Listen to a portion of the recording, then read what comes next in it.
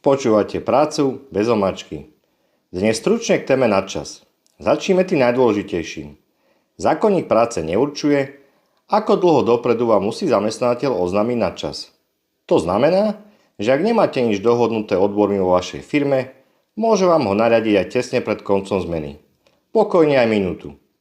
U nás máme v kolektívnej zmluve dohodnuté, že nadčas musí byť oznámený minimálne 5 hodín pred koncom zmeny. A to je veľký rozdiel.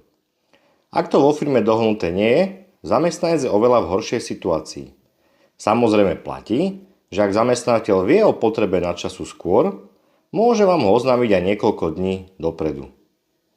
Ďalšia dôležitá vec je víkend. Na výrobu cez víkend vám zamestnávateľ nemôže nadčas nariadiť. Môže ho s vami iba dohodnúť. Výnimky existujú, ale ide o nevyhnutné práce, napríklad inventúra. Teraz prakticky z praxe. Pri tzv. Osmičkároch môže zamestnávateľ naradiť napríklad 2 nadčasy do týždňa, dvakrát po 3 hodiny a 45 minút. To znamená, že zamestnanec môže mať 2 dlhšie zmeny, teda 12 v týždni.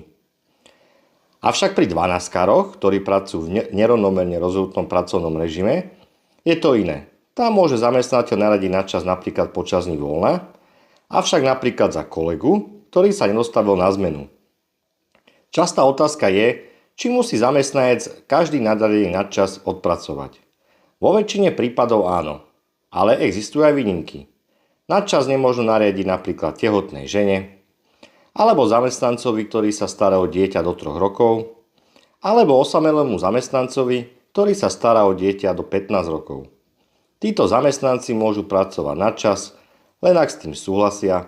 Zamestnávateľ im to nemôže naradiť ani len cez týždeň. A ešte jedna veľmi dôležitá vec na záver. Pri nadčase si rozhodujete vy, či si ho dáte zaplatiť, alebo si ho necháte ako náhradné voľno. Zamestnávateľ vám to nemôže nariadiť. O tom, ako funguje náhradné voľno, máme za samostatnú epizódu. To bolo k dnešnej téme všetko, stručne a bez omačky.